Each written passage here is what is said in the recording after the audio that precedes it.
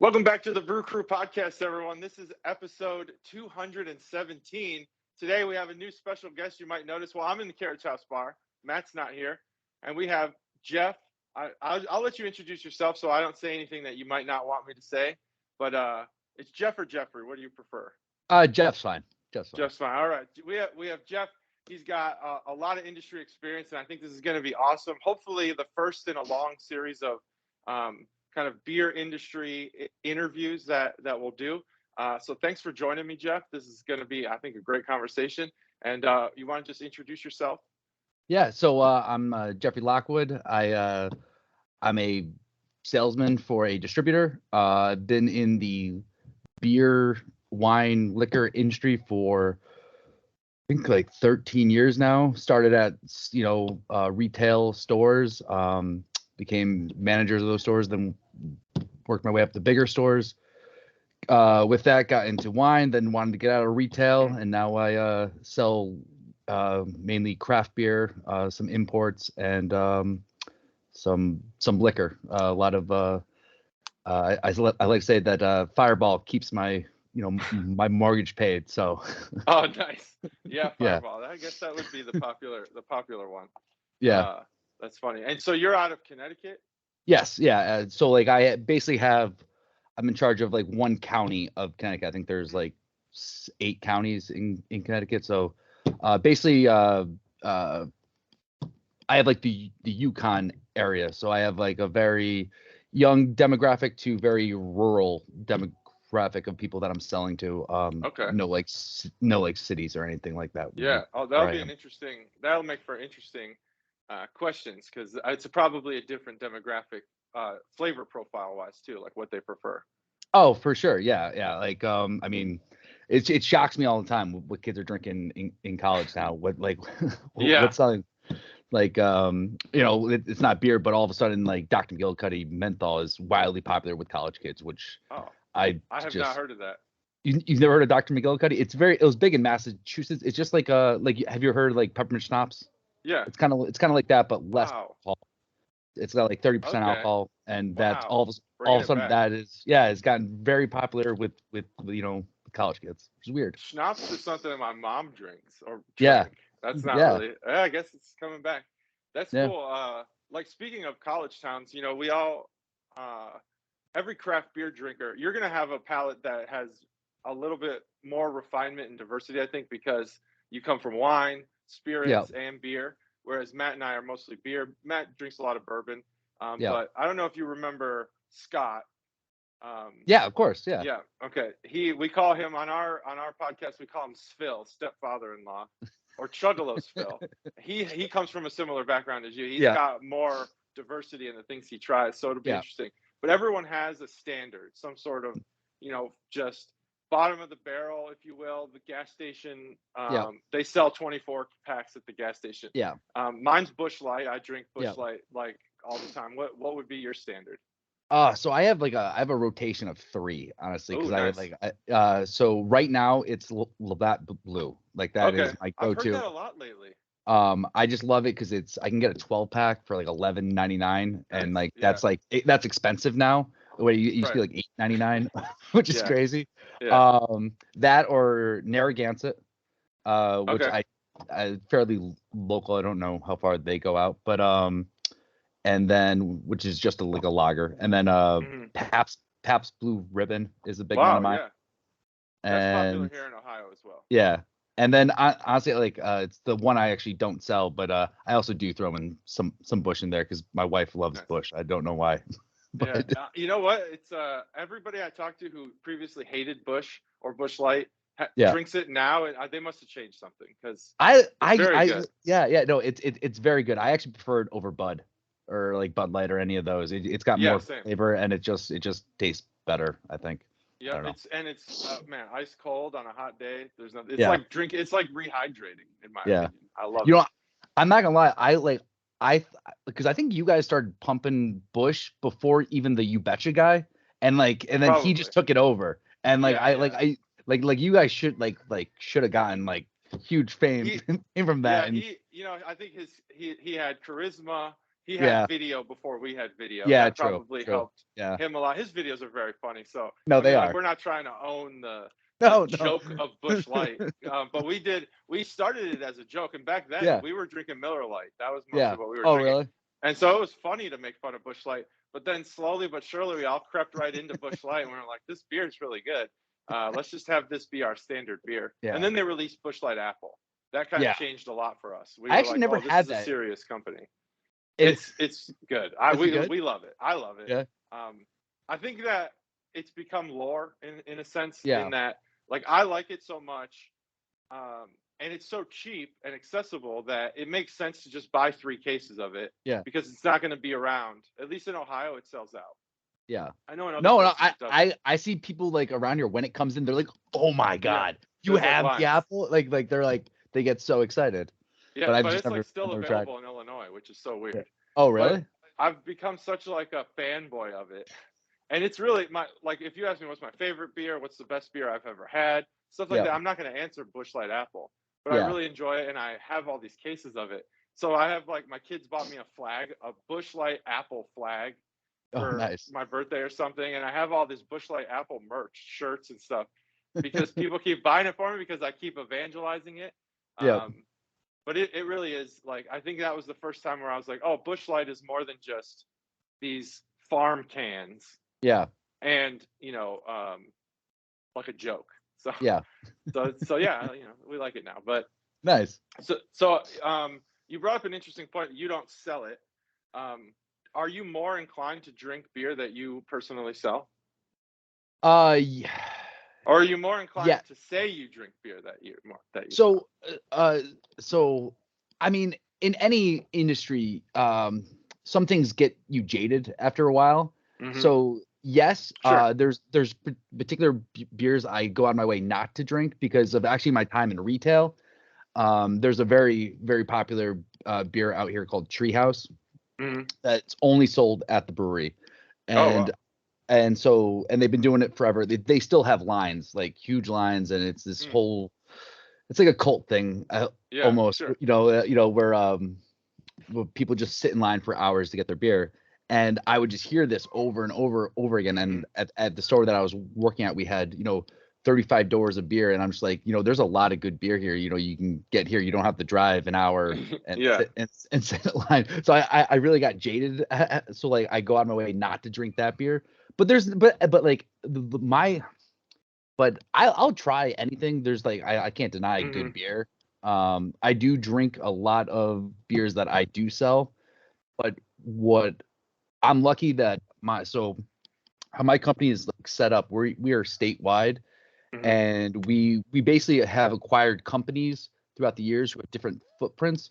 So we have, like I can say like, oh, like I personally don't sell here in Nevada, but like 20 people in my company do. So like I'll say, yeah, I'll support them because they support my company.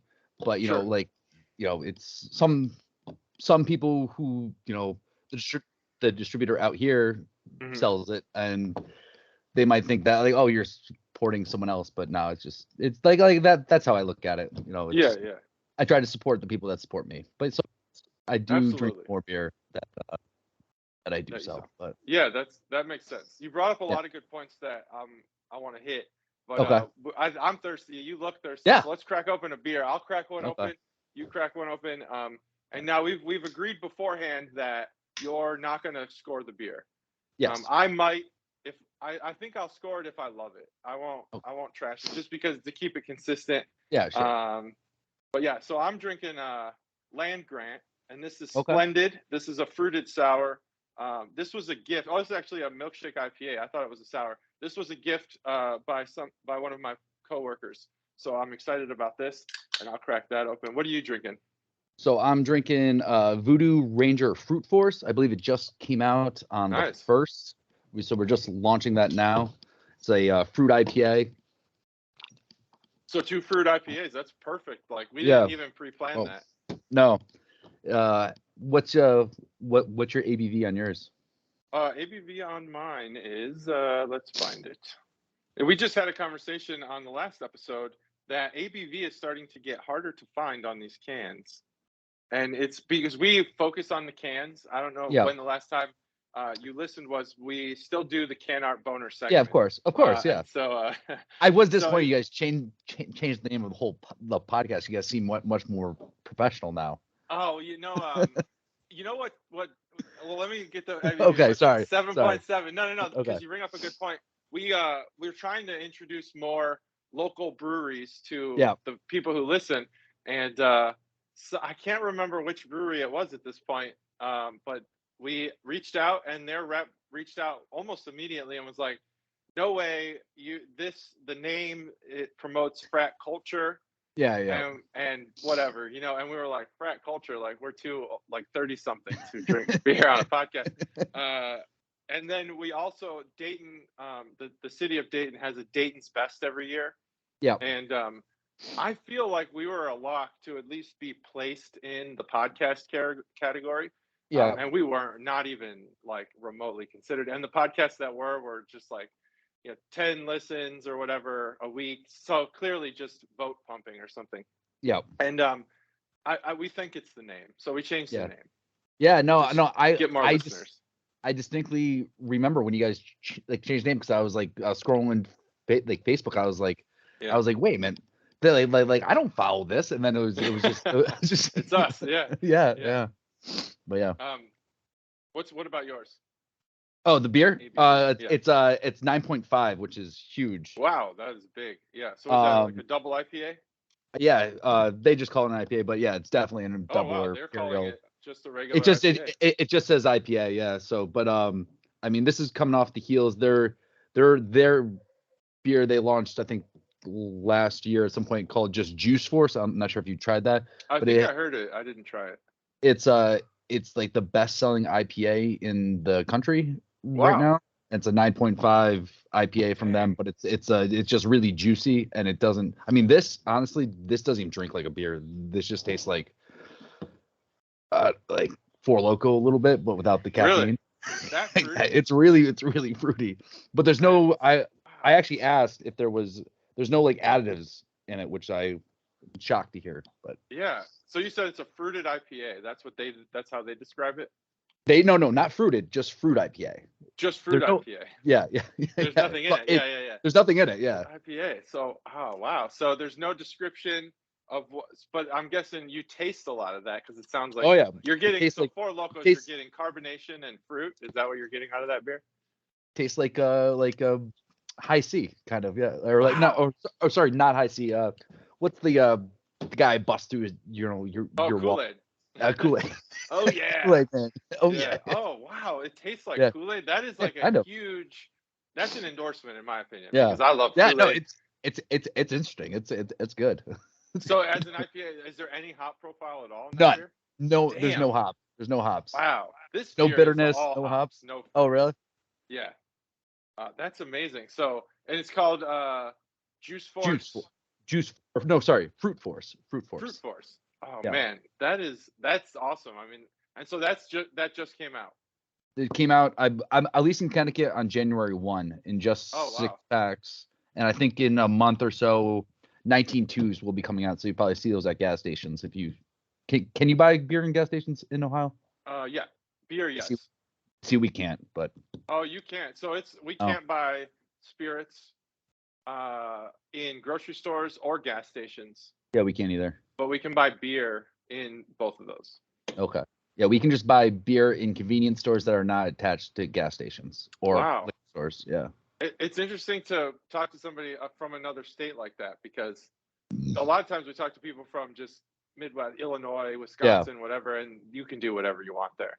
Oh, I forget there was one state years and years ago. I was traveling around the United States, and I forget there was one state that you could buy hard liquor, bullets, and a gun all at the gas station. Wow. I was like, this is at crazy. The gas station. Yeah. Damn. I want to say it was Louisiana or Alabama, but yeah. It had to be one of those southern states. Yeah. Man, bullets and guns and liquor. Booze. That's perfect. Yeah. That's a perfect combination. Yeah. I mean, you're definitely not getting into trouble. No, definitely not. Man, that beer sounds amazing. It just came out. And so I'm actually really appreciative you're drinking that, because that is a nationally accessible beer. Yep. Whereas a lot of the beers we drink here aren't. Yes. We live here and we want to get something we can't, we're not going to drink a lot of. Yeah. So that's awesome. Nice. So do you want to talk about any of the flavors or anything, or you just want to keep it tastes like Kool-Aid, man. It's just like fruit punch? Just fruit any punch, yeah. specific flavors? All right. Hell yeah, man. No, No hops. No hops at all. I thought there was more bitterness to it. Like I did take a sip of it a couple days ago, but. And there's a 9. You said 9 point. Doesn't taste boozy at all. Like honestly, Yeah, like it's kind of scary. Yeah. Like jumbo juice. you could definitely get in trouble if you drink a 6-pack of this. Yeah, I mean they're selling 12-ounce cans in a 6-pack of a 9% beer. That's dangerous. Yeah, I think it'll probably retail for like $10 or $11 too. Yeah, so I mean, geez, that's awesome. I gotta get this beer. Well, the one I'm drinking, this Land Grant, I will say, one, I don't taste the milkshake. I think this is about as bitter of a milkshake IPA as I've had. There's no sweetness in this. And the fruit is like hidden. It's not on it anywhere on the tongue, front, back, breath, anything. I don't taste. Is it fresh? Yeah. I mean, I got it cold and I put it. It was cold when I received it, so it was in the car. Brought it home, put it right in the fridge. So as fresh as I think it can be. Okay. I don't know if there's a date on here. I don't know. Land Grant. Let's see. I just noticed sometimes. Oh well, it was brewed in or canned in May of 2022. That's kind of old though. Like I mean, like they. Old, yeah. Yeah. I mean, they do deteriorate after a while. I've noticed some, especially like milkshake IPAs. That's good to know. They can't hold up after a while. Like I bet if that was fresh, it'd be a lot better. But yeah, probably good. I mean, they gave it to me because they loved it. Yeah. So I'm guessing that probably was fruitier at one point. Probably. So what? So are you this? Is what you do the same as what we hear in Ohio? Beer rep? Are you a beer rep? Well, so like a beer rep is like someone that represents a brewery. So I work with beer reps. Okay. But so like a beer rep is like someone that will go in and do a bar or something, or do like, hey, could you bring in a display, or could you bring in they're kind of more support for me. Mm-hmm. Because like I probably represent I mean in my full portfolio probably like over 1,000 different SKUs, or like, and for just brands of beer brands I probably represent over 100 easy. Wow. So if there's a rep in market, because I can't represent, it's hard. I probably only have 20 10 20 minutes in front of a buyer. And so like you can't talk about everything. It's impossible. Right. So absolutely. And so who's a buyer? Is that a buyer? At like a liquor store or a pack store. I forget. We call them pack stores out here. And so a buyer is a person that is they're in charge of buying the product. So either the owner, the manager, or whoever. But and bars as well, or just bars as well. Yep. Bars as well. No. Yeah. I don't really have too many bars, and honestly, like COVID really did a number on bars and restaurants out here, and they just they're all open and things like that, but just the turnover on beer is just has not been the same since. Yeah. For sure. Yeah. I've noticed. Well, I'm not sure if there how much experience you have with it, but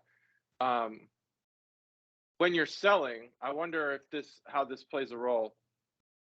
Some of the places I go to eat or to drink, the selection of beer. I went to Thai 9 last night, which is a restaurant in Dayton. If I have to recommend one Thai food in all of the country, and I've been to Thailand twice, so I think I have a decent idea of what good Thai food tastes like. Thai 9 is probably the single best Thai food I've had in the United States. Okay. Their beer selection though is like all the stuff that they have on tap: brown ales, stouts, porters. They had like 2 IPAs. One was New England and one was a regular standard. Yeah.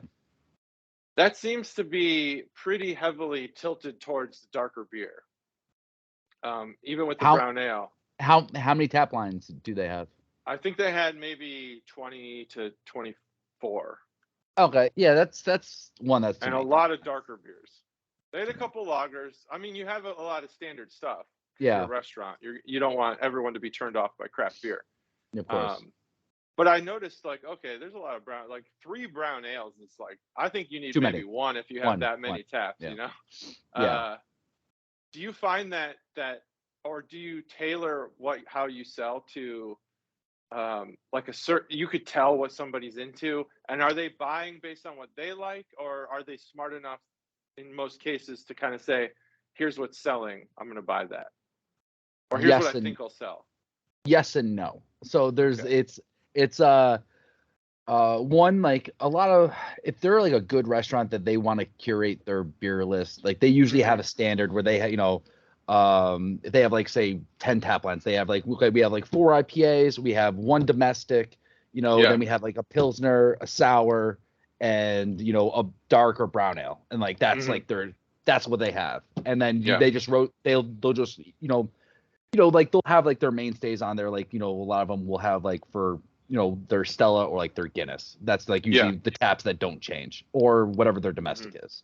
But Sure. everything else will just rotate. Hmm. Um, and it's just one of those things for a lot of restaurants. It's timing when you walk in to when they need something, and or if they just know that you have something that they want to put on. Yeah. It's a big timing thing, but it's Sure.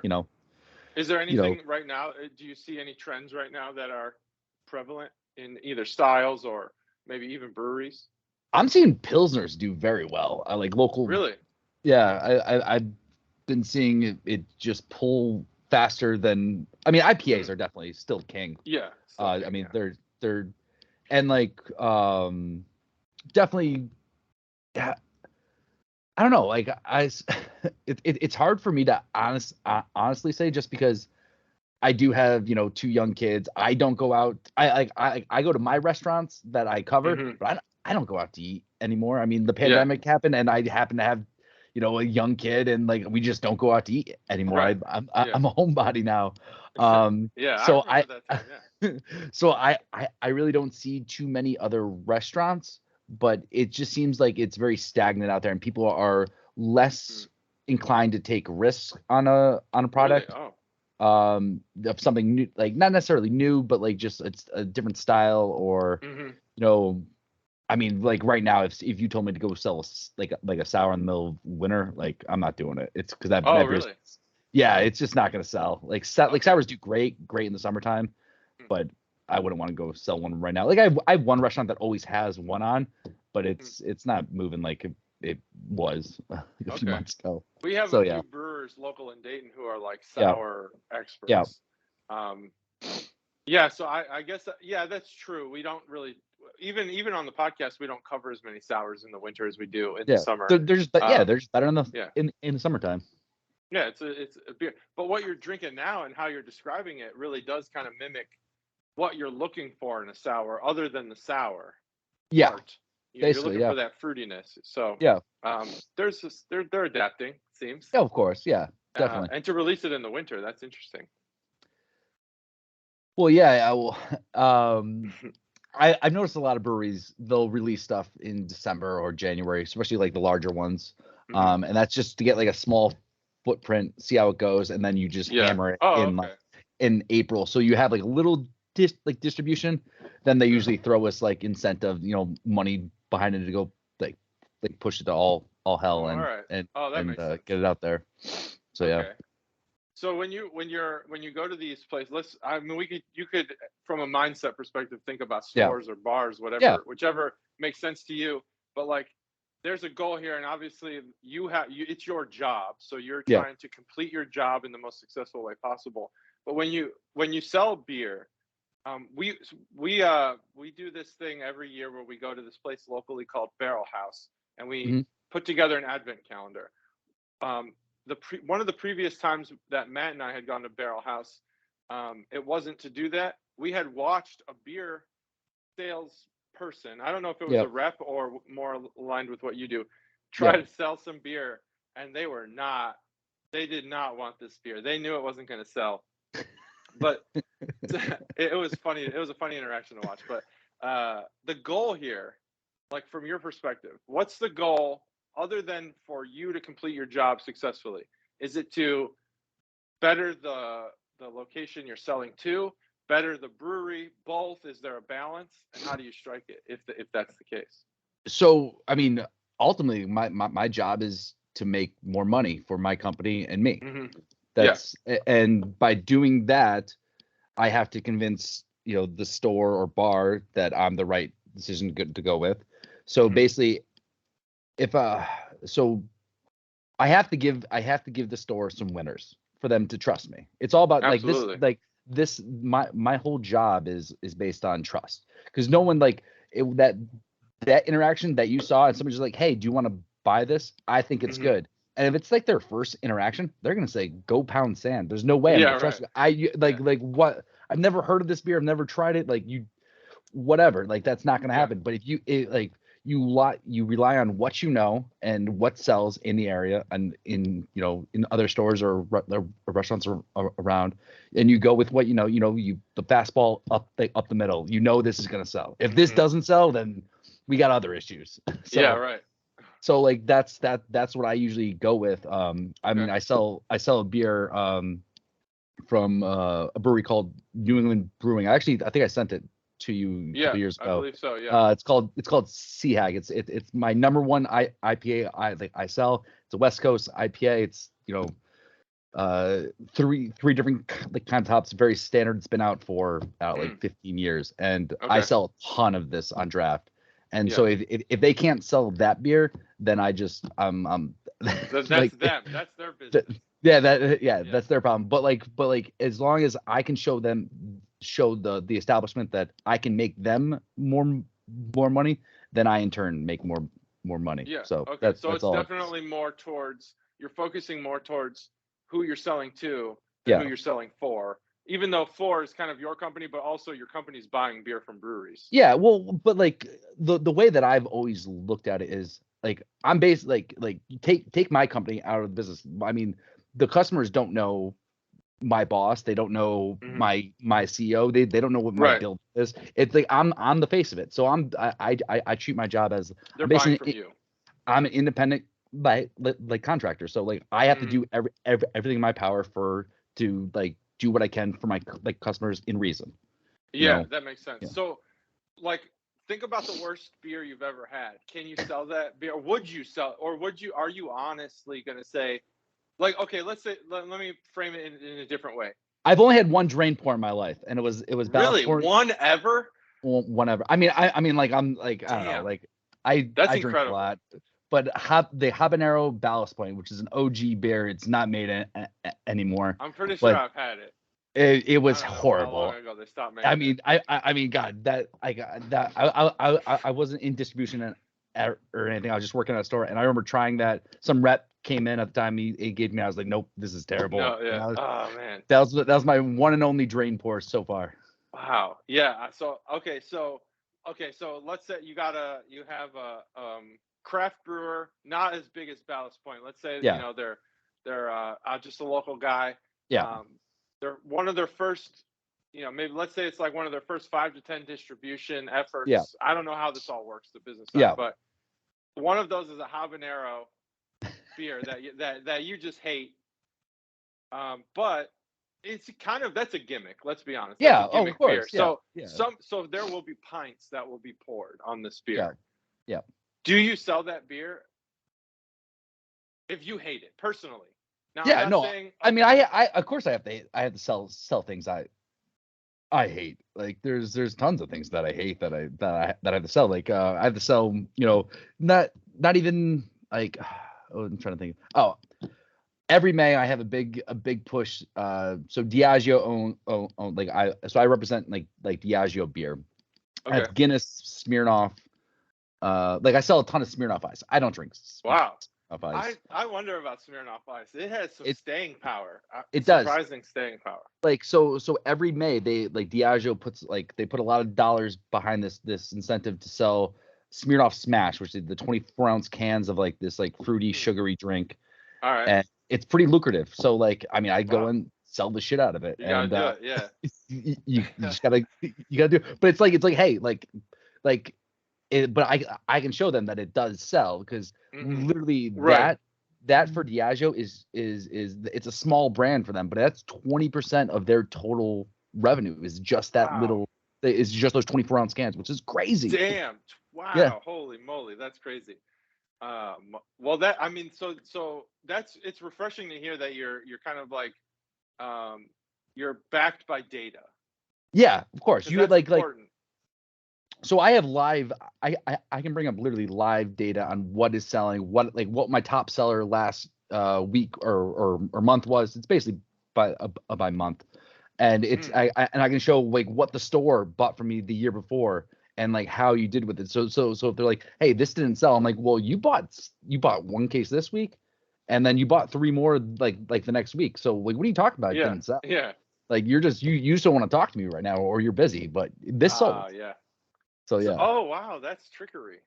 Yeah, That's because interesting. because like one like going into a store, like these people, they don't want to spend more money, but you have to convince Right. them to spend more Yeah. money. So it's it's Yeah. That's definitely a question that I had kind of in the I didn't even write it down because I thought this is kind of a niche question. yeah But we have there's a brewer in Indiana yep. called 450 North. I don't know if you've heard of them. I have They not. make smoothie sours, Okay, and it's like obviously for the right crowd. how thick But are these they? beers are expensive as fuck. So that's a good question because they have 3 lines: XL, XXL, and XXXL. Okay. And the more X's, the thicker the beer. So by the time you get to XXL, XXXL, we're talking about like marshmallow base puree of fruit. Like, we'd probably be talking about like some sort of graham cracker, granola style sour with fruit, Wow. like a Yeah. parfait or something. Yeah. Yeah. And Yeah. Yeah. it is, you pour it and you could hear it hitting the glass like a thick smoothie. It's amazing. These It's beers like a cost McFlurry. $40 for a 4-pack. Holy shit! For a 4-pack, right? Wow. So that's why I bring it up because when you get to the 3XL, it's super Yeah. niche crowd. There are stores around us who have started to sell 450 North beer. Yeah. And you used to have to go very far. You used to have to go to Yeah. Indiana to get them. Yeah. Somebody convinced those stores that they could sell a $36 4-pack or a $40 4-pack. And you know what? They're selling them. Yeah. Is that a challenge that you've experienced? Yes. Oh yeah. And have you seen how does that go? So luckily, we actually don't sell too. Actually, I don't. I'm trying to think. I actually now don't sell any $20 4-packs anymore. So I used to represent Evil Twin Okay. and like their group of 12%. But they actually they left us and they're now self distributing. Okay. And but like they were the kings of like the $20 to $25 like 4-pack, and I'm glad I don't have to do that anymore, just because that's the number one. If that beer sits for 6 months, like they're gonna call whoever sold you that beer and they're like, hey, you got to come pick this beer up, even if it's not bad yet. They're gonna be like, hey, you got to get this out out of here, because they're gonna want the money, because that's to them, that's money that's just sitting there that they want to reinvest in something that's gonna sell. Interesting. So that's a possibility. They could say, come get this beer and pay us back. Yeah. Like a So refund. basically, so I'm not familiar with laws everywhere. Like in Connecticut, if the beer goes out of code, it's for the consumer's benefit, or to protect the consumer, that we will pick up the beer that goes bad and refund the store, so they're not drinking bad beer. Oh yeah, that makes sense. You don't want to get anyone sick, and especially with like those fruit beers. Yeah. That definitely can spoil. Oh yeah, 100%. That's interesting. So like, do you have any idea of what the most expensive 4-pack you've ever successfully sold is? Oh, 1 second. All right. Let me look at. Let's see if it's still on my computer. I can tell you. It's probably like $120 a case. What's that divided by 24? Oh no, probably like. Sorry, let me do some quick math here. Yeah. $210. Wow.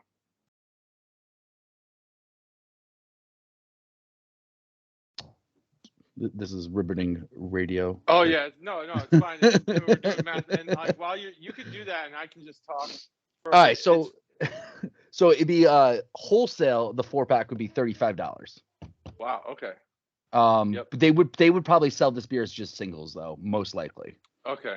Because like on the shelf they would probably put it at 45, and that was Evil Twin 120-day stout. Wow.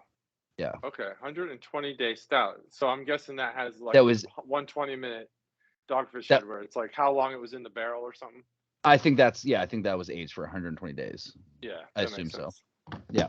But I think that was the most expensive one I ever sold. Wow. Which is crazy. Yeah, that is. 45. Yeah, I don't think I've paid 45 for a 4-pack. But 40, I did buy some 450 North in the 30s. Yeah. Luckily, that store owner was allowed us to mix and match. Okay. You just have to pay the price of the highest beer. Oh. So like what I did was I just grabbed 4 450 North beers. Yeah. Which were all in the 30s anyway. Yeah. Anyway, so that's interesting. Do a lot of stores do the mix and match out in Ohio? No. Very few do that. This one place we promote a lot on this podcast, and he has nothing to do with the podcast, and we probably should get him involved. It's called Hall's Corner. It's in Beaver Creek, Ohio. He is just like, you can see the progression of how like analytical he's become in his store ownership. The guy's name is Pat, because it used to be like, I sell craft beer, period. But now it's like, I sell craft beer for the people who shop here specifically. Makes sense. And he knows that people who shop there want sours. They want aged stouts that probably have some sort of gimmick like honey or maple syrup or something. Yeah. And then, he sells a lot of IPAs for the kind of just passerby crowd who wants craft beer. So we're talking about expensive beer. Sorry, it just popped in my head. Yeah. Have you ever shelled out and bought Sam Adams a Utopias? I honestly, I'm willing to. Yeah. But every chance that I've had, which was 2 chances. Yeah. One, it was available in Ohio or in Illinois, and my uncle was like, "Hey, do you want this?" And I didn't see his message until it was already too late. I mean, if you want me to send it to you, just Venmo the money, man. I mean, it's available down the street. I can go grab it. Damn, you just have it available there, like in Ohio. It's on the shelf, like sacred beer. I mean, there's a few stores that it's just sitting there. Yeah. I mean, it's like $230. Yeah. It's like $200. I know. Yeah. So, my partner and I have decided that if we see if it's available, we'll just go in on it. We'll just get it. Yeah. So we'll talk after this about getting some of that Utopias. That's amazing. I can't believe it's just available there. I mean, but it's been here forever. Like it's like I remember trying it when I was 22. Like that, wow. And I'm 30, like 11 years ago. You want to age that beer, or you want to drink it right away? I mean, so I've had it twice. I had it like when I was 22, and I thought this was the worst beer I've ever had. Again, I was drinking Keystone Light at the time. And then I had it again when probably like 5 years ago, and to me it tastes it's like a more of like a port than a beer or anything like that. It's had like like a maple syrup taste to it a little bit, and just had the consistency of like a port or like a sherry almost, and it had like that sweetness. Wow, but yeah. Okay, so we have a lot of the hype around here is the Goose Island Bourbon Barrel. I don't know if you get it up in Kentucky, but they have every year they do the BCBS. What is it? Bourbon County Barrel Stout, something like that.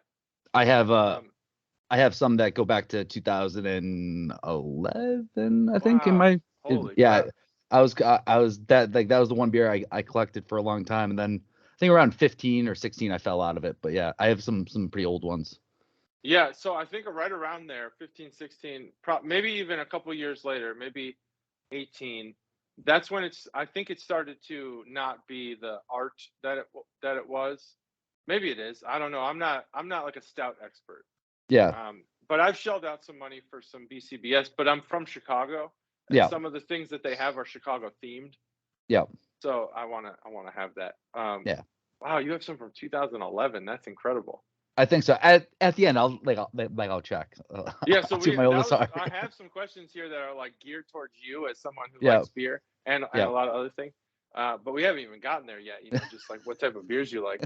But I don't know what your timeline looks like. We're already 40 minutes and I mean, I think my kids are just hanging out watching a movie, saying my wife hasn't yelled at me yet, so I think I'm good. All right, yeah, cool. So I do have more questions. And if you want to crack another beer, we can crack another beer. No, I honestly, like, this beer is making me, like, this 9%er is doing me right. It's yeah. I'm feeling good. Keeps you sustained, yeah. Yeah. All right. Well, one thing so as I want to like transition into, well, one thing you mentioned, I'm going to cover this before I go into like personal stuff. Yeah. You mentioned the one brewery that kind of like was a put off because everyone was just hyped up about this beer that you thought was like standard, maybe ho hum. No, no. It's good beer. It's good beer. Okay.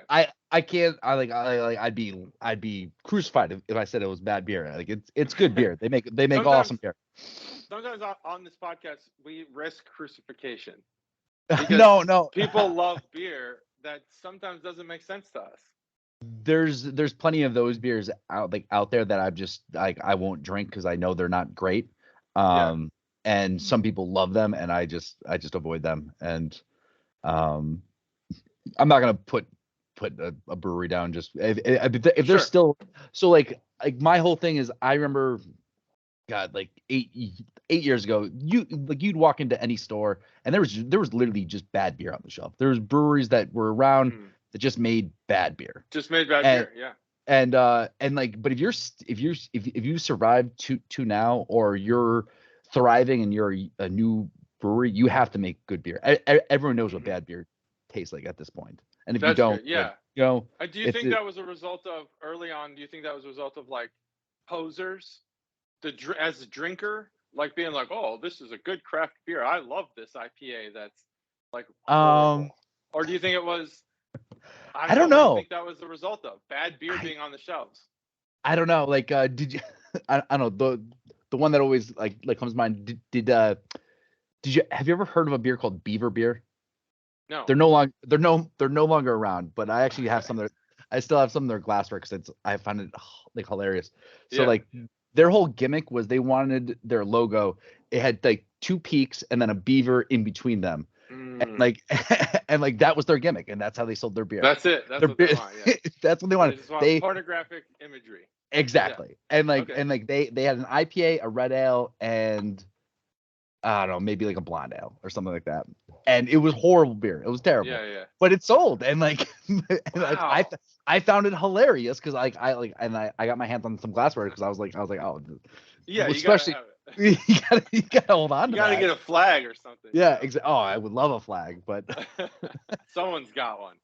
I'm sure they do. Yeah. But yeah, no. I think it's just like, the people who stuck with beer. I don't know. Maybe I'm just biased to like myself because I'm older now, and I think this is how other people think, but they probably don't because everyone else has their own lives. I do the same thing. But yeah, I mean, everyone's, when they first started drinking craft beer, like they drink bad beer. Like Magic Hat number 9 was huge out here. It's not a horrible beer, but it's not great. It's an apricot pale ale. Like who cares? Okay. Yeah, right. Who cares about that? Yeah, that sounds pretty standard. So what I've noticed is the breweries that are proliferated the most around localities. And in your case, not your case, but in the case of what we were talking about, BCBS, personally, this is all opinion. I got to make sure I say that up front. Yeah. There are two breweries that I always think about when I think about something like what you said. People tend to over-exaggerate the quality. Yep. I think that Goose Island, other than BCBS, which I personally haven't found one that I was like ecstatic about, but I know people are. All the rest of their beer, like they sell this stuff at Wrigley Field. They sell it everywhere. 312. I think it has something to do with pandering to the local crowd. Because is it good beer? It's fine beer, in my opinion. I think it's average beer. There are breweries taking more risks in Chicago. Well, of course, they're not going to take a risk because they're owned by ABI. Yeah, and so that was my question. Yeah, so is it better to just be standard? So how like so I believe how Goose Island works. Like this is just what I've heard. This is not how Hmm. how it works. So like basically AB Anheuser-Busch is what I mean when I say ABI. Yeah. They have control over everything with them, but they have a Okay. specific brewer for just their BCS, like for Okay. that Oh, okay. series. It's not part. It's not really It's a not part part of of what. everything else. Yeah. So like Oh, there's someone's wow. job just to develop that beer. Wow. So That's an that. incredible factoid that I had not ever heard. Well, we you got to think about it, like Goose Island's a massive Yeah. company. They're the number. They're probably like top 10 craft beer sold in the Hmm. country. So Yeah. like that's a lot of beer. I mean, like I'll drink Goose Island IPA, and I don't represent them just because like you can get a 4-pack of 60-ounce cans for like $7. It's like super cheap. Oh, wow. I didn't know it was that cheap. Yeah, it's like dirt cheap. So like Okay. if I'm Okay. like going fishing with my buddies and I don't feel like spending a lot of money, yeah, I'll pick that up. Right. Okay. Well, all right. So we have this. We have a similar parallel in Dayton. Yep, We have a brewery called Warped Wing. I don't know if you've heard of them. I have not. Um, they're, I would say that their beer's better than Goose Island's. At least Okay. not the. I don't know, they make a good stout too, Yep. aged one. Yep. What is it called? I can't remember off the top of my head. But their beers, it's very similar. Like it's a lot of their beers are named after Dayton neighborhoods That's or like pandering though. famous Dayton things. And I Yeah. think that they've taken off. They're the biggest brewery in Dayton for sure. But that's 100% like just pandering to like your crowd, right? Yeah. Oh, absolutely. It's pandering. Yeah. Do you think that it's well? I guess it's all about what your goals are as a brewery, but as in sales, like I said, the proliferation. These breweries Yep. grow based Yeah. on what sells and their Yep. ability to sell. Of course. Is it better to just be? I guess let's put this in a punk rock parallel. Are Okay. you a sellout if you're pandering, or are you just No. like your goals are different? No, like is Blink 182 a sell for singing like about like high school stuff when they're 30? No. Right. Yeah. No. I Right. mean maybe a little bit. I Yeah. mean, but We got like some Blink-182 going on here. There we go. yeah, there you go. But is their early stuff better? Like, do I think Dude Right. Ranch is a True. much better album than their self-titled? Yeah. Incredible parallel with beer. Yeah. Is their earlier stuff better? That's a good way to state it. Yeah. Is Goose Island's microbrew better than their macro brew? 100%. 100%. Yeah. Yeah. They took Great more point. chances. Wow. I never would have thought of that. Yeah. Like of course, like when someone like I don't know, when someone cares about something that like they're passionate about and they're making a product and they want it to share the masses, it's gonna have way more characteristics in my mind than an Mhm. ABI that just cares about numbers. And like Yeah. they just want to like get the masses to drink their beer. Does that influence you though, or do you think that influences I mean, stores? of course, well, it influences me because the larger suppliers, they can put money behind it. Like I told when I first met you, like I paid for my Ohio trip because or sorry, I said Ohio, Hawaii. Hawaii Yeah. trip because I sold a ridiculous amount of Sol because that's owned by Miller Mm. Coors and we were trying to impress Miller Coors because I think we were trying to acquire another Mm. distributor. So we had this huge incentives. It was $20 a case, and they had 4 Wow. different SKUs. I mean, I made like $4,000 just selling that one beer in a month. Wow. It's Yeah. like incredible. Soul. Soul, which I actually Damn. like. I actually Okay. recently lost the brand. I no longer represent it because we did a trade with another Mhm. distributor. But I actually like it better than Corona.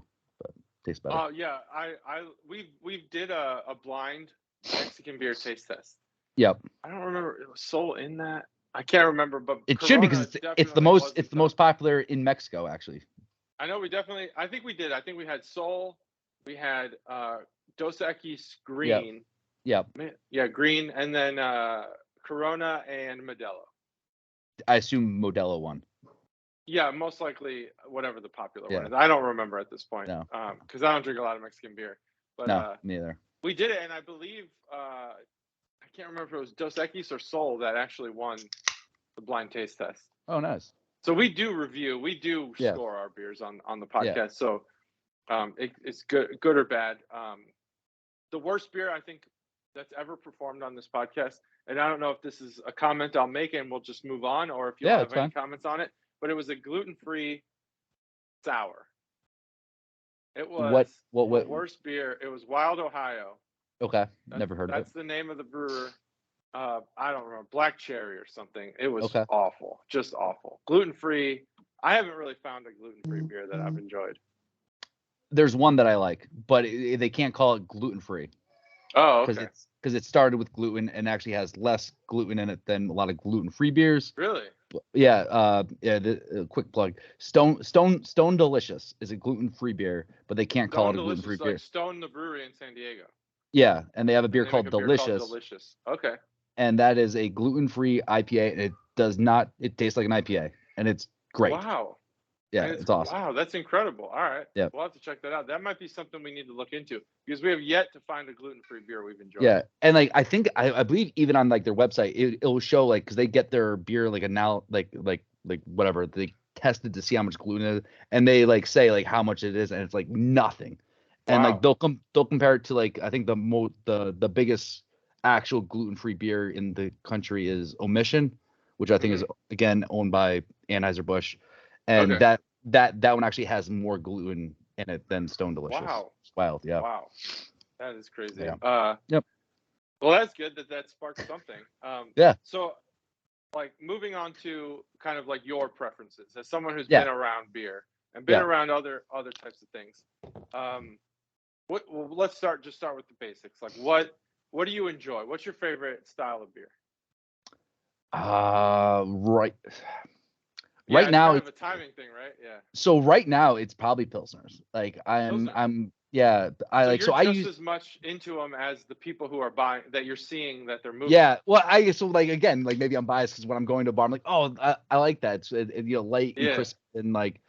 And you're thinking like more American Pilsners or European Pilsners? More American, like craft Pilsners, like that's crispy. Like, okay. Yeah, just like crispy light. We noticed a lot of the Pilsners that come from Europe or have a European twist, they have like a dirty flavor to them, just because that's just what it is. I think it's like water or something. No, I think it's actually their yeast strain is what their yeast strain.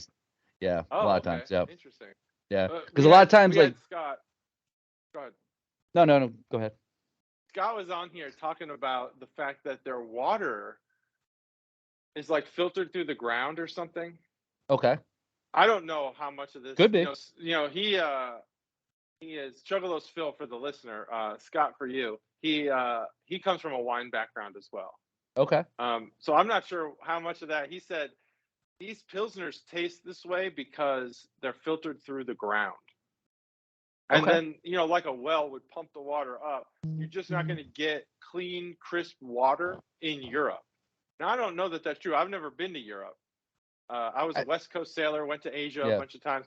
I don't know what the water tastes like. I mean, I've been to Europe. I've been to Europe and I thought the water was fine. I mean, I've been to Spain and England. But I don't know. I like a lot of those beers are coming out of like Germany, I guess. It's the yeast. Yeah, I'm sure. Yeah, it is. I assume it's actually the yeast because I almost think because like what he's talking about is like like stone filtration and things like that, and like I would actually think that would get it cleaner because they've been doing it for like hundreds of years. Yeah. And I don't know. But I have no idea. So you notice that Pilsners are moving a lot, and that is something that you've taken a preference to. Yeah, well, so like I used to be like really into IPAs. The hoppier, the better. Like I was huge into West Coast IPAs, like triple IPAs. But like now I'm at the point where like I definitely enjoy to have 3 or 4 beers and not be wasted. Right. Yeah. So that's definitely like coming into my preference. It's just 4 but 5%, 6%. Yeah, exactly. Yeah. Something I can go to a family like function with a 6-pack, and if I drink all 6 of them, I can I won't look like an ass. You won't embarrass yourself. Yeah. Exactly. Yeah. Yeah, that's interesting. I mean, they are selling now, which I appreciate. I think one of my favorite things to take to a family gathering would be the light IPAs. These 100-calorie, 5% beers. Yeah. So for that, what do you usually go with? Because I actually remember when the first light IPA came out and it only lasted very, very short time because it died. I prefer Slightly Mighty by Dogfish. Oh, that's a great beer. That's an awesome beer. I Actually, really like that. Now the Bell's one is pretty good too. I can't remember what they call it. I always call it Half-Hearted. Lighthearted. Lighthearted. Yeah. I think Half-Hearted would have been a way better name for that. Oh, just wait. Yeah, whatever. I don't think it's a big deal. They're like Bell's is gonna be doing Bell's is gonna be doing a whole rebranding thing in a very short time. Yep. Oh, that's what you're saying wasn't a big deal. I thought you meant the name, criticizing their name. No. Wow, Because rebranding. Yeah, well, because I don't know if you know, like New Belgium, 3 years ago got bought by this company called Kirin. They own they're huge. Like Chinese, right, or Japanese? They're the biggest brewery. They make Snow. We covered this. Yes. On the podcast, like the most highest selling beer in the world. Yep. So they just bought Bell's too. Oh, they did. Oh, they bought Bell's a year ago.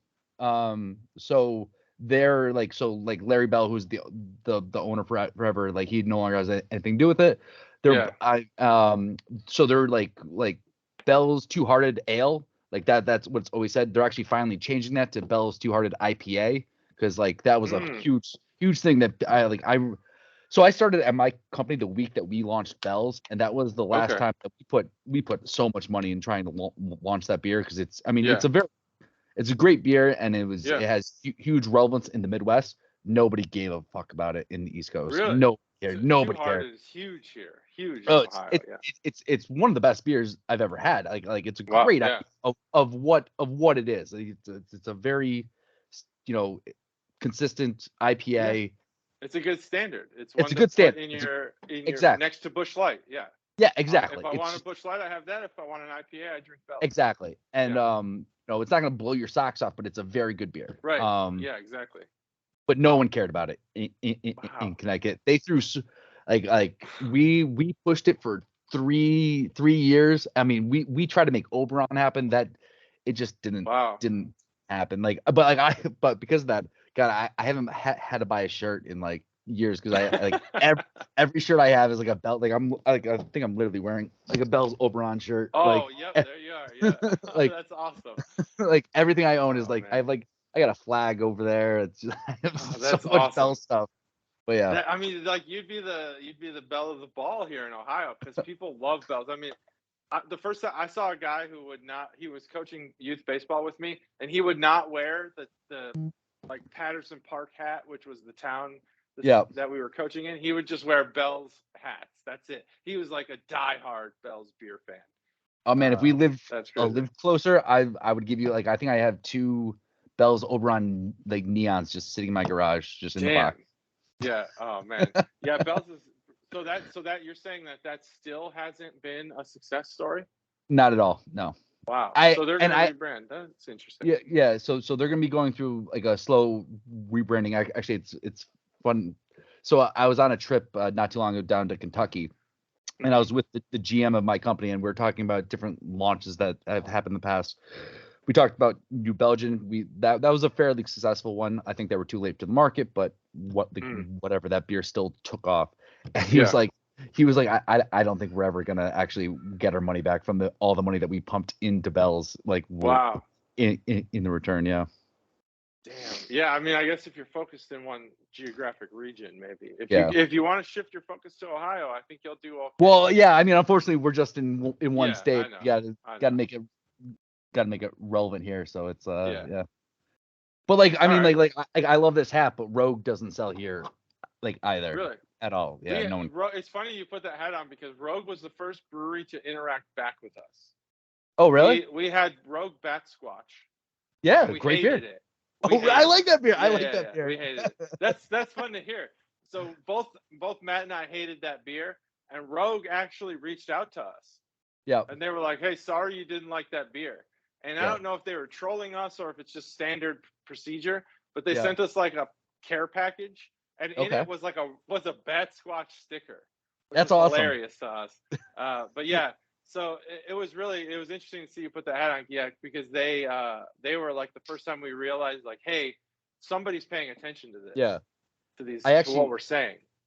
I actually like really respect Rogue. I mean, like, again, like their beer for me doesn't really sell, and I mean their flagship, the Dead Guy, not my favorite beer in the world, but they literally do everything themselves. Like they make they don't say they make beer, they grow beer because they do everything themselves from the ground. Like they grow the hops, they do everything on their farm and everything's them. Yeah. That's amazing. Yeah. I like Dead Guy. I just didn't like Bat Squatch, but that's interesting. I didn't even know. I wish we would have had that information when we talked about them. They grow their own hops and everything. That's incredible. Yeah. So I know that I don't want to keep you like longer than you need to because I do hear, stuff in the background, but really? I think everyone fell asleep. I think everyone fell asleep. Maybe they're just playing or something. Maybe. So we talked a little bit about beers you hate and selling them, but we have in Ohio, there's this weird following of pickle beers. We just got our first one. Is it selling? No. Do you have thoughts? I guess really my question was going to be like, it was supposed to be more of a follow-up to like if you think a beer sucks, how do you sell it? There was like, there's these niche categories, smoothie sours, for example, super thick smoothie sours, or pickle beer. Like people love pickles though. How does this affect you personally? And what do you think about this genre of niche beers? So I mean, like I really don't like. I sold it to a few stores, and I sold it like I did try it. It's interesting. It tastes like pickles. Like was it sour? It was slightly sour. It was I forgot. It was even the brewery actually was Lord Hobo. That's what okay, yeah, I'm wearing. Yeah, I think we've done them on the podcast. So they made a pickle beer and they teamed up with a local picklery or a pickle person in Massachusetts. Sure, yeah. And pickles that I actually never heard of, but they claim they're very, very popular and whatever in pickle. Yeah. I'm not huge in pickles. Craft pickles. I'm sure there's a craft pickle podcast. There is.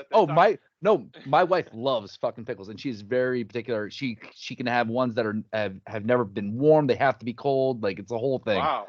Yeah, she's crazy. Like about Coors Light, like cold brewed pickles, just never warmed up. Yeah. Wow, that's incredible.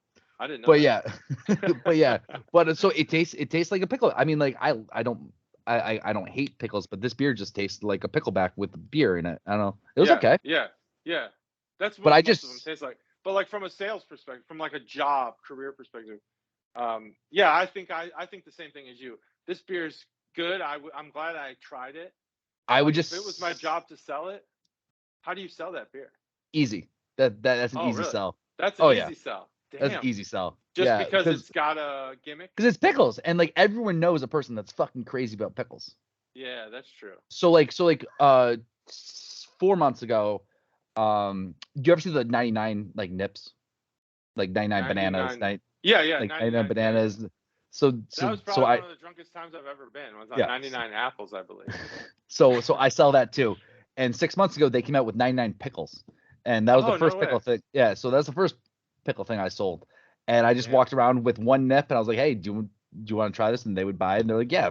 People like most people were like, "Oh yeah, like my sister loves pickles, my brother loves, you know, like everyone knows somebody that's crazy about pickles." Yeah. So that's how I just went about it. It was just like, "Hey, like there's someone that's crazy enough to buy this." And they're people like, "Yeah, there is."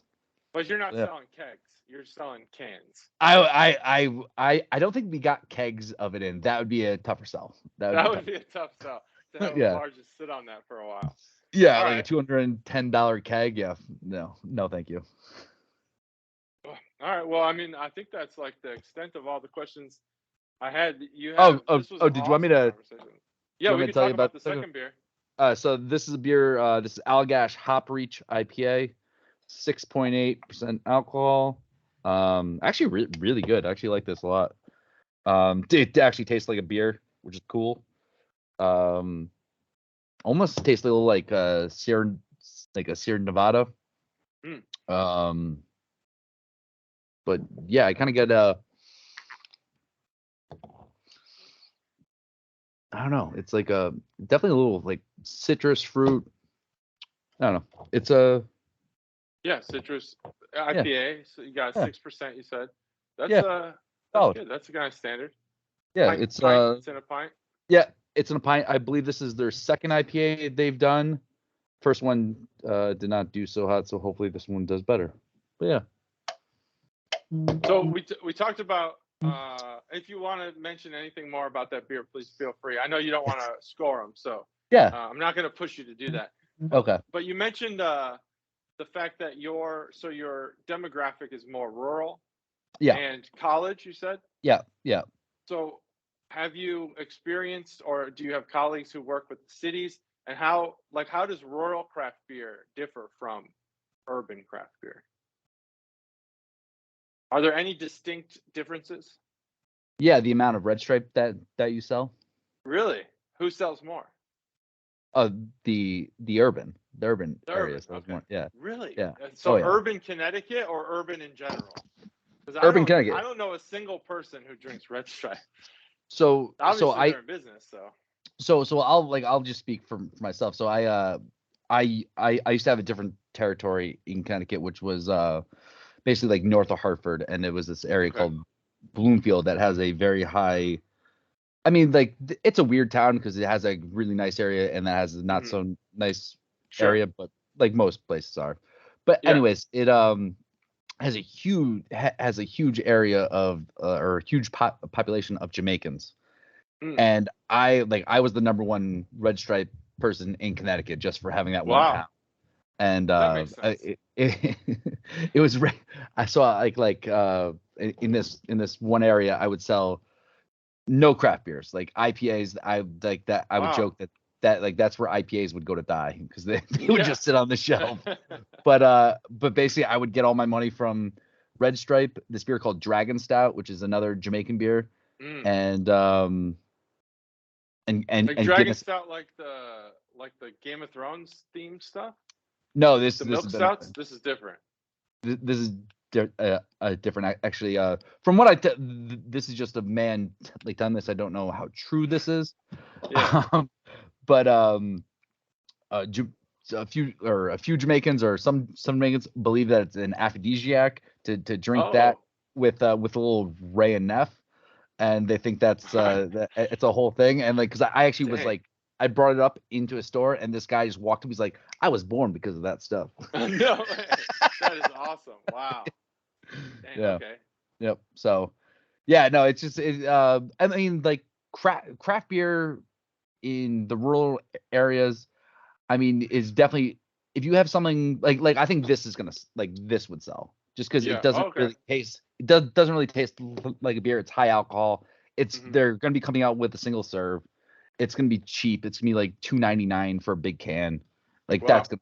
Oh, they're coming out with that kind of can, like a 19.2, yeah. Wow. Okay. So, and like those are popular everywhere right now for IPAs, and like I mean, like 6 Points does well, New Belgians does well. I don't think I've seen those here in Ohio. Oh no! Oh, they're huge out here. The single serve. I wish they had more single serve beers. That'd be awesome. Yeah. All like, 4-packs.